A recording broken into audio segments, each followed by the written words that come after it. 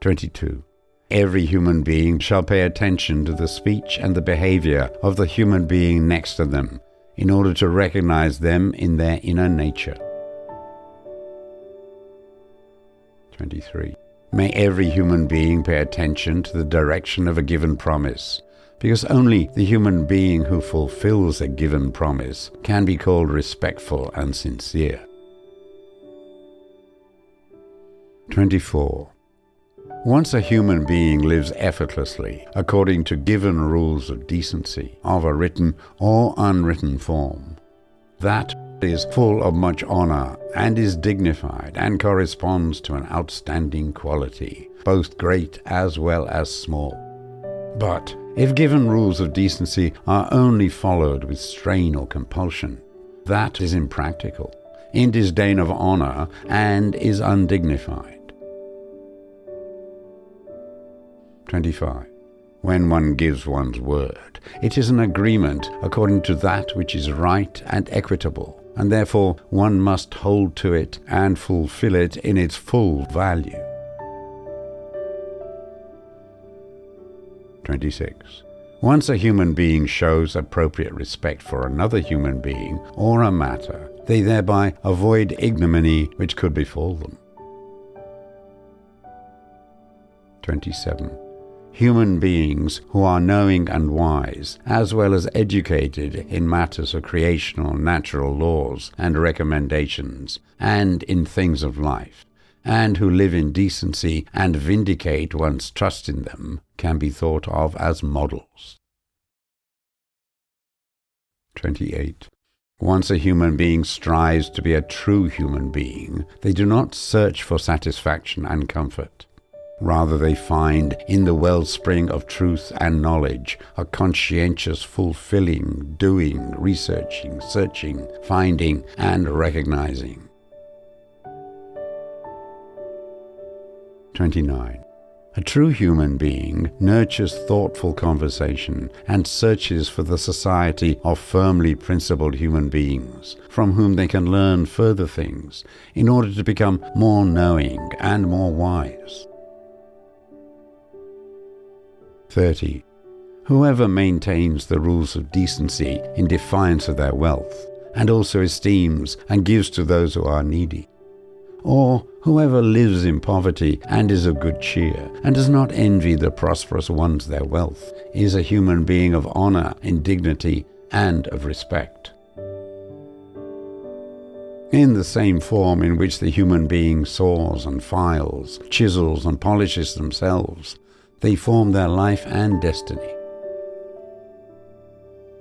32. It ought not to disturb or vex a human being if they are unknown and other human beings do not recognize them.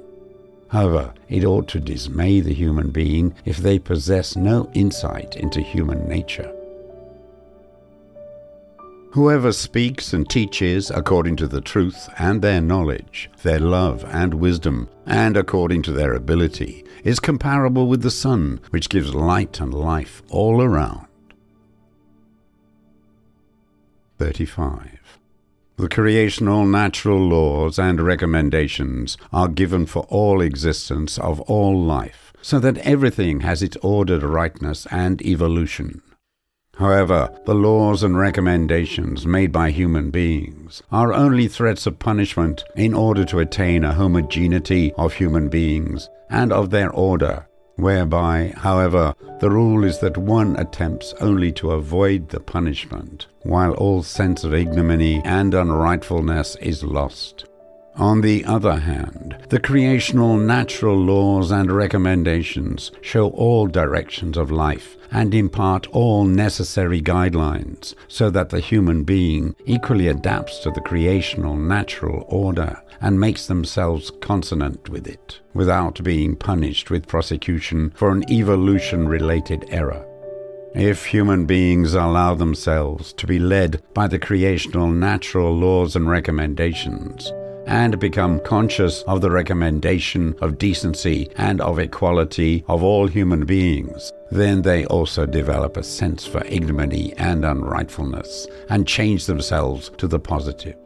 because everything that the human being needs for their right and evolutive leading of life is contained in the creational natural recommendations. 36.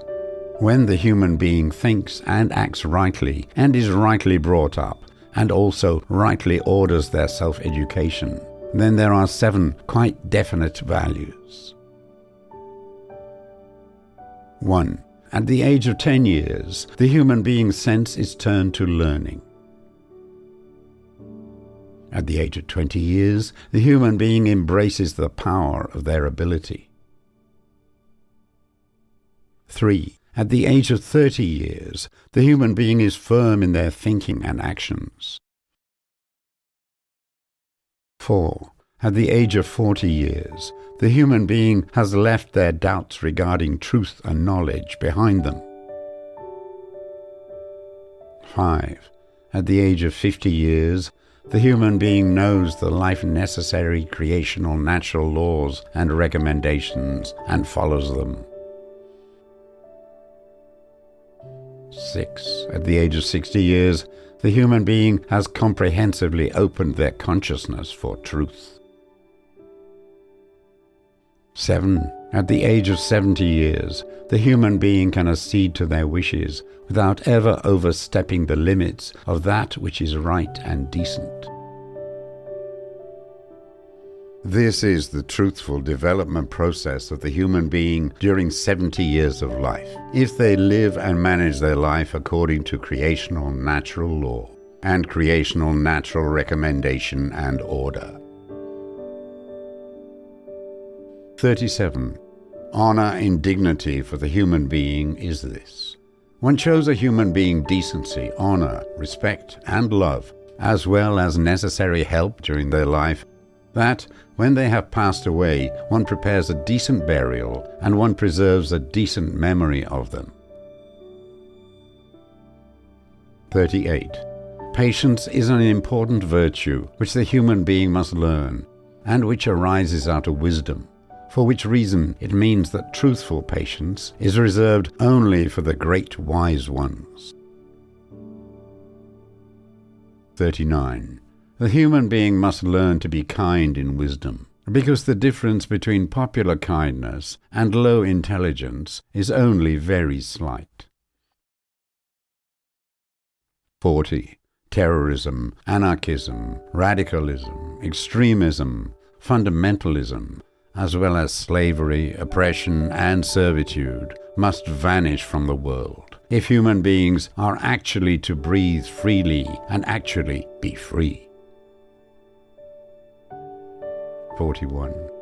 To have decency and respect for parents means that early, middle, and high-aged children show the parents decency, honor, and love, and are always a support to them, as is also given by the parents to the children.